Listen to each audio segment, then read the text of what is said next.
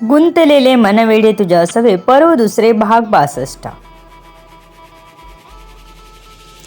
रोहितची काहीच व्यवस्था न करता, काही कॉन्टॅक्ट करायला न ठेवता तो निघून गेला होता. काय करू? मी स्वतः पोलिसांना भेटू का? त्याचं मन त्याला वेगळ्याच विचारात नेत होतं की त्याला दारावर टकटक ऐकू आली. रोहितही घाबरला होता. आता कोण आलं? काय करू? पळू का? पण कुठे आणि कुठून? लपू का मग? पण लपायलाही फारशी जागा नव्हती. तेवढ्यात अजूनच मोठ्याने दरवाजा वाजवण्याचा आवाज आला. पटपट शिव्यांचा आवाज आला. त्याच्या नावाने देत होतं कोणीतरी. त्याने दरवाजा उघडला तर सुजयचा माणूस त्याला दिसला. ए, निघ लवकर, पोलीस 5 मिनिटात पोचतील, त्याने धमकावत सांगितलं. आता रोहितकडे बाहेर निघण्याशिवाय पर्याय नव्हता. त्याने आपली सोबत आणलेली बॅग घेतली आणि बाहेर आला. अगदी वाट मिळेल तिकडे चालू लागला. त्याला समोरच पोलिसांची व्हॅन दिसली. वाटत होतं त्याला सरळ जाऊन बसावं त्यात आणि सांगावं की मी सुजयचा माणूस होतो, पण आता मला तुमच्यासोबत यायचं आहे. त्याला चांगलाच धडा शिकवायचा आहे. त्याला राहून राहून एकाच गोष्टीचं वाईट वाटत होतं की राहुलला सुजयने मारलं. आपण चुकीच्या माणसाला साथ दिली, जो स्वतःसाठी आपल्या लोकांनाही मारायला मागे पुढे बघत नाही. दुसऱ्यांना मारतो ठीक आहे, पण स्वतःसाठी जे उभे राहतात त्यांनाही तो मारायला कमी करत नाही. त्याने ह्यावर काहीतरी केलंच पाहिजे हे मनाशी ठरवलं आणि तिथून तो पुढे चालू लागला. त्याने पहिलं आपलं ठिकाण गाठलं. तिथे सध्या कोणी नव्हतं. पोलिसांनी पूर्ण उद्ध्वस्त केलं होतं. त्यामुळे तो थोडा चिंतित झाला होता. त्यानंतर सरळ त्याने तोंडाला मास्क बांधलं आणि तिथून बाहेर पडला. स्वतःला काहीतरी खायला घेतलं. सुजय आपली माणसं सगळीकडे ठेवतो माहीत होतं त्याला. त्यामुळे त्याने रात्री उशिरा तिथून बाहेर पडायचं ठरवलं. सावधगिरी बाळगावी लागणार होती, कारण त्याची एक चूक त्याच्या जीवावर बेतणार होती. त्याने दिवस जाऊ दिला, अजिबात बाहेर पडला नाही. रात्री आपल्या जुन्या मित्राला फोन करून त्याने तो त्याच्या घरी येत असल्याचं कळवलं. जवळजवळ रात्री 12च्या सुमारास तो त्या जागेवरून निघाला. तोंडाला पूर्ण स्कार्फ गुंडाळून घेतला होता. अजून एक चादर पांघरली अंगावर व तो निघाला मित्राकडे जायला. मित्र खरंच चांगला होता. त्याने रोहितला आपल्या घरी नेलं. त्यानंतर रोहितने त्याला सर्वच काही सांगितलं. तेव्हा रोहितला तो मित्र खूप ओरडला. त्यानंतर खूप दिवस रोहितला बाहेर पडायचं नाही असंच बजावलं होतं त्याने. आपण स्वतः सुजयविषयी जाऊन सांगावं का असा विचार जेव्हा रोहितने आपल्या मित्राला बोलून दाखवला तेव्हा त्याने स्पष्ट नकार दिला. नको रोहित, ह्यात तू अडकशील. पोलिसांचा काही भरोसा नाही. रोहितचा मित्र मनोज म्हणाला. त्याने माझ्या मित्राला मारलं, मी नाही त्याला जगू देणार.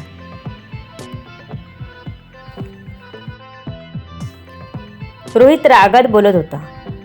मित्राने त्याला सद्य परिस्थितीत थांबायला सांगितलं. तरीही मी सांगतोय म्हणून थांब, काहीच करू नकोस, मनोज त्याला समजावत म्हणाला. सुजय तिथून निघाल्यावर सरळ रिक्षा पकडून पुढच्या ठिकाणी पोहोचला. आता तो एअरपोर्ट, रेल्वे स्थानक अशा ठिकाणी जाऊ शकत नव्हता. त्यामुळेच त्याने बाय रोड जाण्याचं ठरवलं. डिसिजन लवकर घेणं गरजेचं होतं. म्हणूनच वेळ न दवडता तिथून तो निघाला होता.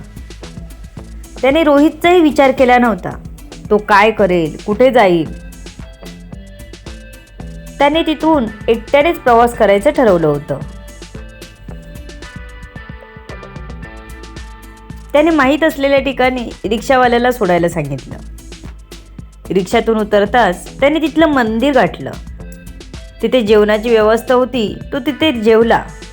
तिथून तो पायी चालत व बसने प्रवास करून 4 स्टेशन नंतर उतरला. त्याला आता कुठेच पळायचं नव्हतं. आपल्यासाठी ठोस जागा शोधत होता तो. त्याने विचार केला आणि एका रेस्टॉरंटमध्ये नोकरी मिळवण्यासाठी पोचला. कपडे साधे सिंपल आणि दिनवारा चेहरा करून तो एका रेस्टॉरंटमध्ये घुसला. नशिबाने त्या मालकाने तिथे त्याला नोकरीसाठी ठेवायला तयार झाला. 2 वेळच्या खाण्याची सोय आणि राहायची सोय तिथे होणार होती व थोडे खर्चासाठी पैसे देणार होता. पुढचं पुढे बघू असा विचार करून त्याने किचनमध्ये जॉब मिळवला. इकडे देवेश आपल्या कामाला अंजाम देत होता. त्याने आपल्या टीमला बोलावून सर्व इन्स्ट्रक्शन दिल्या. ज्या ठिकाणी त्याला सुजय जाताना दिसला होता त्याने खबऱ्यांना त्याची कॉपी दिली होती. डिटेल्स प्रोव्हाइड केले.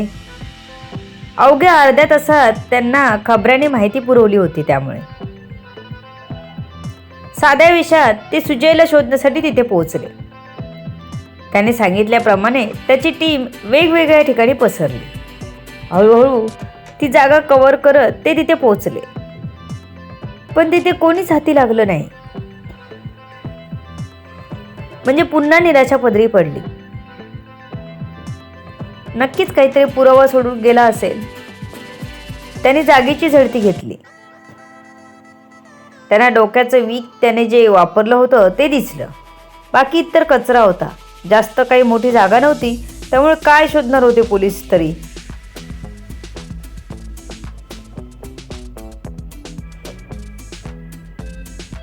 देवेश तसाच आपल्या ऑफिसमध्ये पोहोचला.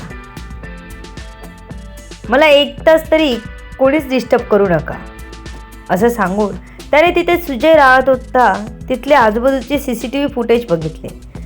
त्याला सुजय रिक्षात बसताना दिसला. त्यानंतर त्याने रिक्षावाल्याच्या गाडी नंबरवरून त्याचा मोबाईल नंबर मिळवला व त्याला कॉल केला. पोलीस चौकीत बोलावून घेत त्याला सुजयचा फोटो दाखवून विचारलं गेलं. त्याने आपण ह्या पॅसेंजरला कुठे सोडलं ते सांगितलं. त्यांनी तिथल्या जागेची झडती घेतली. पण पुढे काहीच कळू शकेना. एव्हाना संध्याकाळ झाली होती. देवेश बेचैन झाला होता. त्याला काहीही करून सुजयला पकडायचंच होतं. तो हार मानणाऱ्यातला नव्हता. त्याने आपल्या वरिष्ठ अधिकाऱ्यांना फोन केला आणि घडला प्रकार सांगितला. त्यांनीही लवकरात लवकर या केसचा निकाल लावण्याचं सांगितलं त्याला. सुजयने मोबाईलचं वापरणं टाळलं होतं. त्यामुळे त्याचं लोकेशन ट्रेस व्हायचा प्रश्नच नव्हता. सगळीकडे वॉन्टेडचे पॅम्पलेट चिकटवून त्याने थोडे दिवस वाट पाहायचं ठरवलं. खबऱ्यांकडे काही माहिती मिळते का ते बघत होता. पण कोणाकडेच काही माहिती मिळाली नाही त्याला.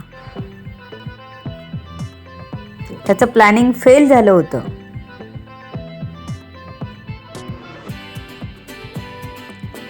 आपले एवढे टॅलेंट वापरून आपण एवढे एफर्ट्स घेतले ते वायाच गेले. थोडं त्याचं मन नाराज झालं होतं. पण नंतर त्याने सगळे विचार झटकून पुन्हा कामाला लागला. त्याला आपल्या टीमलाही मोटिवेट करायचं होतं. कारण त्यांनाही त्याने कामाला लावलं होतं आपल्यासोबत. आणि एवढं करूनही त्याच्या हाती अजूनपर्यंत काहीच लागलं नव्हतं. म्हणूनच त्याचा हिरमोड झाला होता. इतक्यात त्याचा फोन वाजला. ही त्याची ज्युनियर आणि आताच्या टीममधली स्टाफ होती. पण त्याच्यावर खूप प्रेम करत होती. त्याचा स्टाफ कम मित्र अभिजितने त्याला सांगितलं होतं की गौरी मॅडम तुम्हाला लाईक करतात सर. पण त्याने त्याच्याकडे लक्ष दिला नाही. कारण अजून तरी ती डायरेक्ट काही बोलली नव्हती. आणि कामाशिवाय तो तिच्याशी कधी काही बोललाही नव्हता. गौरी आपल्या मैत्रिणीला म्हणाली, रिया, मला आपले सिनियर देवेश सर आवडतात. तेव्हापासून रियाने तिला चिडवायला सुरुवात केली. त्यामुळे हळूहळू सर्वांना माहीत झालं होतं पूर्ण स्टाफमध्ये. त्याला मात्र त्याचं काहीच नव्हतं. त्याला कारणही तसंच होतं. त्याची बालमैत्री, ती त्याचं प्रेम होती पहिलं. पण तिला अचानक ताप आला आणि त्यात ती सोडून गेली त्याला. लहानपणापासून एकत्रच असल्यामुळे त्याला हळूहळू प्रेम झालं होतं तिच्यावर. कॉलेजमध्ये असताना तो बोललाही तिला, पण ती लाजून पळून गेली. त्यानंतर तिने काही त्याला उत्तर दिलंच नाही, कारण ती आजारी पडली आणि त्यातच त्याला कायमची सोडून निघून गेली. हे त्याच्या मनाला जास्तच लागलं होतं. त्यामुळे तो काही परत प्रेमात पडत नव्हता. आता त्याला कोणाचाच डिस्टर्बन्स नको होता. तो वैतागला होता. पण एकदा वाजून फोन बंद झाला आणि पुन्हा रिंग होऊन लागली तसं त्याने फोन उचलला. हां, बोला मॅडम, देवेशने कडक आवाजात म्हणाला. तसं गौरी मॅडम एकदम गडबडली. सर, ते जेवण केलं का तुम्ही? बिचाऱ्याने घाबरतच विचारलं होतं. नाही अजून, वेळ आहे. माझ्या जेवणाची तुम्ही कधीपासून काळजी करू लागलात मॅडम? मला हे असं आवडत नाही. माझ्या कोणत्याच गोष्टीत कोणी इंटरफेअर केलेलं. सो इथून पुढे असं काही नाही विचारायचं मला, कळलं? देवेशने कळल्यावर जोर देत तिला विचारलं. तसं गौरीने घाबरून फोन ठेवला. जेव्हापासून तिने देवेशची टीम जॉईन केली होती तेव्हापासून त्याच्या काम करण्याच्या पद्धतीवर ती जाम खुश होती. हळूहळू तिच्याही नकळत कधी त्याच्याकडे खेचली जाऊ लागली ते तिलाही कळलं नाही. ती त्याला घाबरतही होती, पण त्याची काळजीही करत होती. त्याच्या अशा बोलण्याने दुखावली होती ती. पण देवेश थोडा वैतागला होता, तर त्याच्या डोक्यात विचार चालू होते.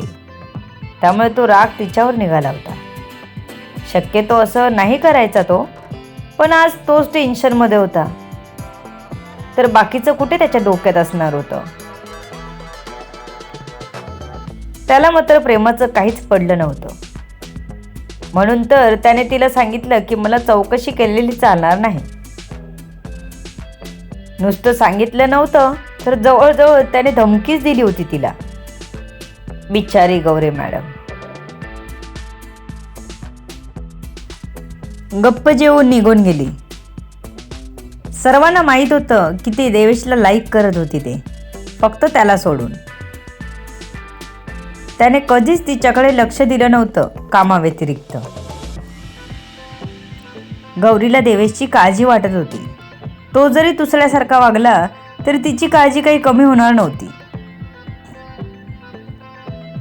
ती तसं वागू शकत नव्हती.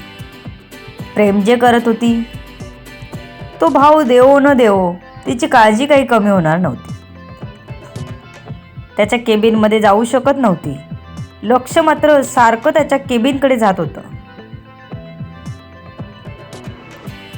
म्हणून तिने त्याचा मित्र अभिजितला त्याला जेवायला सांगायला सांगितलं.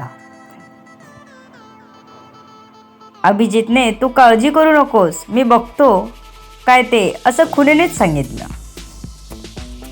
अभिजित त्याच्या केबिनमध्ये आला, तो डबा घेऊनच. चला सर, जेवून घेऊ आधी, अभिने देवेशला सांगितलं. अभि, मला नाही रे भूक, तू घे जेव, तो वैतागतच बोलला. पण अभिने मात्र त्याचं काहीच ऐकलं नाही. शेवटी त्याने देवेशला जेवायला बसवलंच. जेवण बघून देवेशची भूक चाळवली तसं तो जेवायला लागला. दोघांचं जेवताना बोलणं चालूच होतं. अभि, हा सुजय आपल्याला नेहमी कसं काय हुल देतो? एवढे सर्व प्रयत्न करून मी त्याला पकडायला सापळा रचला, सुटणं अशक्य होतं, तरी त्याला कसं समजलं? कदाचित आपल्यातलाच त्याला कोणी खबर देत नसेल ना. आपण येतोय किंवा आपण कुठे आहोत हे सांगत नसेल ना? देवेशच्या मनात शंका आली होती, पण कोणावर बोट ठेवू शकत नव्हता. स्टाफला तो अजून जास्त ओळखत नव्हता, त्यामुळेच तो हैराण होता. त्याला समजतच नव्हतं की पोलीस तिथे येत आहेत हे त्याला आधीच कसं कळतं. आपल्या स्टाफमधून असं कोणी वाटत नाही सर, मी खूप आधीपासून सर्वांना ओळखतो, पण आपल्यावर कोणीतरी नजर ठेवून आहे, त्यामुळे आपल्या प्रत्येक हालचालींची माहिती सुजयपर्यंत पोहोचत आहे. अभिजित देवेशला म्हणाला, नक्की आपलं काय चुकतंय आणि काय सुटतंय तेच कळत नाही मला. देवेश टेन्शनमध्ये समोर हरवत बघत म्हणाला, सर टेन्शन घेऊ नका, होईल सगळं ठीक, आपण आपलं बेस्ट देऊ. देवेशला अभिने समजावलं. दोघांचं जेवण झालं तसं देवेशने सुजय जिथे रिक्षातून उतरला होता तिथल्या सर्व पोलीस चौकीत फोन करून सांगितलं. सर्वांना अलर्ट राहायला सांगितलं. आपल्या स्टाफलाही त्याने काही सूचना दिल्या. आता नुसतं बसून चालणार नव्हतं. त्याने तोपर्यंत हॉस्पिटलमध्ये जायचं ठरवलं आणि तो हॉस्पिटलमध्ये आला. डॉक्टरांना भेटला व वेदशी बोलायला गेला. वेदितने प्रकाशना वेदजवळ बसून तू घरी जेवण आणायला गेला. फ्रेश होऊन अर्ध्या तासाचा आराम करून तो पुन्हा हॉस्पिटलमध्ये आला. वेदला आता जनरल वॉर्डमध्ये शिफ्ट केलं होतं. जेवण करून वेदित वेदसोबतच बसला होता. प्रकाशनं घरी पाठवलं त्याने आणि वेदला हळूहळू चालायला लावत होता. तेवढ्यात देवेश तिथे पोहोचला. काय मग कसं वाटतंय आता? देवेशने वेदची चौकशी केली. हो आता बरं वाटत आहे, वेदने सांगितलं. मला तुमचं स्टेटमेंट लिहून घ्यायचं आहे. काही त्रास नाही ना तुम्हाला? जमेल ना? देवेशने खात्री करून घेतली. वेदने लगेच मान हलवून होकार दिला. तसं देवेश तिथेच बसून त्याचं स्टेटमेंट घेत होता. वेदने आपल्याला जे जे आठवलं ते सर्व त्याला व्यवस्थित सांगितलं. स्टेटमेंट घेतल्यावर देवेश निघून गेला आपल्या डिपार्टमेंटला. जेवण वगैरे झालं आणि संध्या आपल्या बाळाला फिडिंग करून मांडीवर घेऊन बसली होती. एकटक बाळाला बघत होती. सुलभाने बघितलं तिला असं बघताना आणि तिला सांगितलं, संध्या असं बाळाला एकटक लावून बघू नये, कारण सर्वात जास्त नजर आईची लागते बाळाला. तेव्हा तू असं बघत राहू नकोस. सुलभाने संध्याला समजावलं. आई, हा माझ्यासारखा कुठे दिसतो हे शोधत होती, पण हा तर पूर्ण त्याच्या बाबांसारखा दिसतोय. संध्या बाळावरची नजर हटवत आईला तोंड बारीक करून सांगत होती. अगं, तुझ्या पोटी जन्म घेऊन तो बापाचं रुपडं घेऊन आलाय. मग कोणाला सांगायची गरज नाही की हा वेद परबचा मुलगा आहे म्हणून. त्याच्याकडे बघूनच कळणार. तुला तर आनंद झाला पाहिजे. आई असं म्हणाली आणि संध्याची कळी खुलली. हो रे, माझ्या हे लक्षातच नव्हतं आलं. संध्या खुश होत म्हणाली. छकुलीही तिथेच होती. आजी, बाबूला माझ्या मांडीवर दे ना, असा बालहट्ट करत होती. सुलभाने तिला संध्याच्या बाजूला बसवलं आणि बाळाला तिच्या मांडीवर ठेवलं. ती खुश होत त्याला टाळ्या वाजवून दाखवत होती.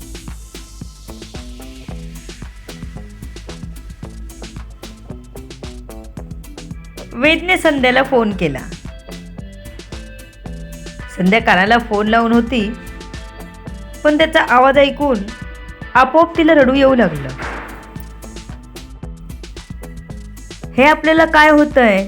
वेदचा आवाज ऐकून आपल्याला रडू का येतंय हे तिचं तिलाच कळत नव्हतं. काल रात्री ती त्याला बघण्यासाठी धावत होती. सरळ जर गेली असती तर त्यानंतर जे झालं ते झालं नसतं. तरी वेदला अजून काहीच सांगितलं नव्हतं त्यातलं, नाहीतर खूप ओरडला असता तिला. दोघांची काळजी होती त्याला. सुदैवाने दोघंही व्यवस्थित होते. संध्या, काय झालं? का रडतेस? वेदने शांतपणे विचारलं. त्याला कळतच नव्हतं कारण अजून त्याने बोलायला सुरुवातही केली नव्हती की तिने रडायला सुरुवात केली होती. 2 मुलांची आई झाली होती तरी त्याच्यासमोर लहान मुलांसारखं वागत होती. काही नाही, तुम्ही कसे आहात? तिने विषय बदलत विचारलं. मी बरा आहे आणि म्हणूनच मी तुझ्याशी बोलत आहे. आता का रडत होतीस सांगशील का? वेदने जरा कडक आवाजात विचारलं. पण संध्या स्वतः एवढ्यात त्याला काहीच सांगणार नव्हती. बाळाला बघायला तुम्ही येऊ शकत नाही ना, म्हणून वाईट वाटतंय. संध्याने हे कारण दिलं जे वेदलाही पटलं. ए वेडाबाई, त्यासाठी रडतेस? वेद आता नॉर्मल बोलत होता. तुम्ही लवकर बरे होऊन या आपल्या बाळाला बघायला. तिने हट्टाने सांगावं तसं सांगितलं त्याला. हो हो, मी येणारच आहे त्याला बघायला. त्यासाठीच तर मी लवकर बरा होतोय, वेद खुश होत सांगत म्हणाला.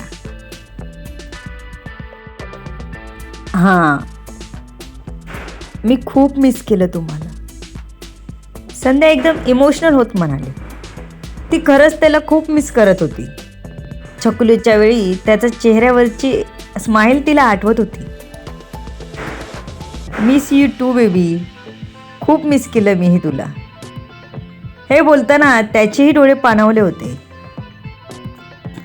दोघांनीही पुढे जास्त न बोलता फोन ठेवला होता.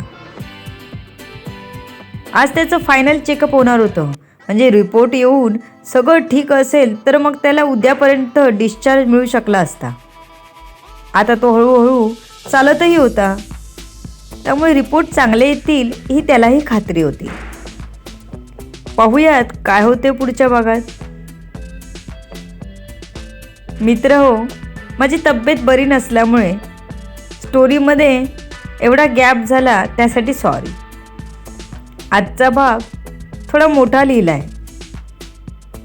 कसा वाटला तुम्हाला हे आवर्जून सांगा. नवीन पात्रांची एंट्री आवडते ना? उगाच बोर नाही ना होत आहे? आपलं मत मांडत जावा. लेखिका शब्दविधी उर्फ संतोषी राणे पाताळे. धन्यवाद.